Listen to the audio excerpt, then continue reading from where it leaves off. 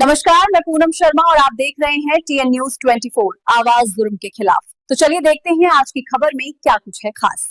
कोसीकला अनाज मंडी में रविवार को राष्ट्रीय लोकदल का राष्ट्रीय अधिवेशन बड़े उत्साह के साथ आयोजित हुआ। अधिवेशन में देश भर से जुड़े RLD के पदाधिकारियों और कार्यकर्ताओं ने भारी संख्या में शिरकत की। बैठक की कार्यवाही के दौरान सर्वसम्मति से चौधरी जयंत चौधरी को राष्ट्रीय लोकदल का निर्विरोध राष्ट्रीय अध्यक्ष चुना गया, जिसके बाद उपस्थित कार्यकर्ताओं ने उनका जोरदार स्वागत किया। जनसभा को संबोधित करते हुए जयंत चौधरी ने कहा कि RLD हमेशा किसानों, मजदूरों और कमजोर वर्गों की आवाज उठाने वाली पार्टी है।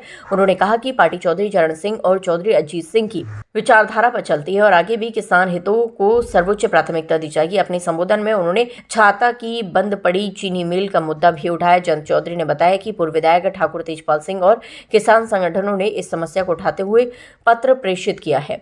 उन्होंने आश्वासन दिया चीनी मिल को पुनः चालू कराने के लिए मुख्यमंत्री जी से बात की जाएगी। ये समस्या किसानों के हित में जल्द हल होनी चाहिए।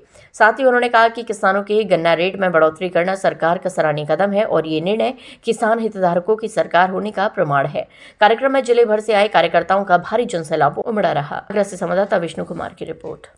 वर्णन करना था कि सबसे बड़ी कमी आज विपक्ष में क्या है।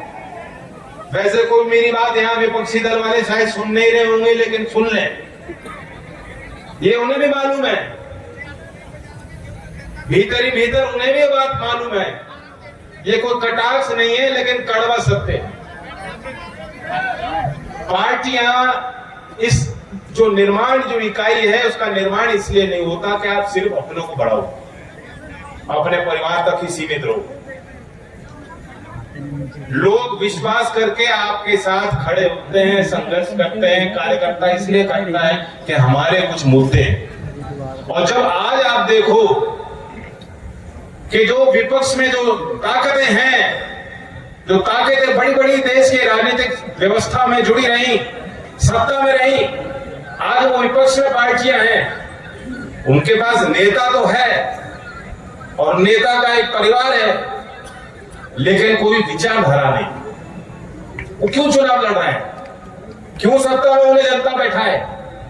क्यों दोबारा उनको स्थापित किया जाए? यही बात वे बार बार जनता को समझाने में विफल है और इसलिए उनके पक्ष में मतदान नहीं हो रहा जिसकी वो उम्मीद रखते। तो राजनीतिक क्षेत्र में अगर आप सक्रिय हो या आना चाहते हो राजनीतिक क्षेत्र में, आपके पास कोई ठोस विचार या विचारधारा होनी चाहिए।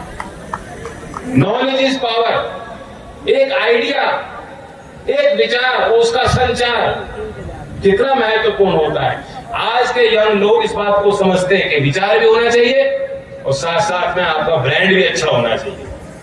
किस तरीके से आप अपनी बात समझा सकते हो, क्या अमला जामा पहनाते हो, क्या पैकेजिंग करते हो, राजनीतिक क्षेत्र में ये अति महत्वपूर्ण है। मैं उम्मीद करता हूं कि जो आज लोकदल, हमारे इस दल में जो सदस्य बने हैं, जो सक्रिय सदस्य बने हैं, जो महिलाएं, जो युवती युवक आगे आ रहे हैं, वो इस बारे में सोचें। और इसलिए जिस प्रकार से आज की बैठक में माननीय तेजपाल जी ने और वक्ताओं ने शुरुआत कहां की, आज की बात तो की, लेकिन शुरुआत करी चौधरी चरण सिंह। जिस प्रकार से किसान को अपनी जमीन से लगाव और प्यार होता है, उस प्रकार से हमारी पहचान भी हमारे इतिहास से जुड़ी है। और जो अगर कोई युवा यही नहीं जानता कि हमारा इतिहास क्या है, दल का इतिहास क्या है, दल बनाया क्यों गया था, इस दल के विचार क्या हैं, तो फिर आप चुनाव के वक्त और लोगों को जाके प्रेरित कैसे करोगे कि लोकदल के हैंडपंप से चुनाव चिन्ह को वोट करो, एनडीए के पक्ष में वोट कर पाओ, नहीं कर पाओ। इसलिए बेहद जरूरी, मैं तो ये समझता हूं कि आज पार्टी कोई भी हो, जो पार्टियां आज सरकारों में हैं, जो राज्य सरकार चला रही है, जो केंद्र में जो अलग दल हैं, जब कोई खड़े होकर किसान के, गरीब के, मजदूर के, गांव के विकास की, सुशासन की बात करते हैं, तो वह भी चौधरी चरण सिंह जी की विचारधारा और लोकदल की जीत है।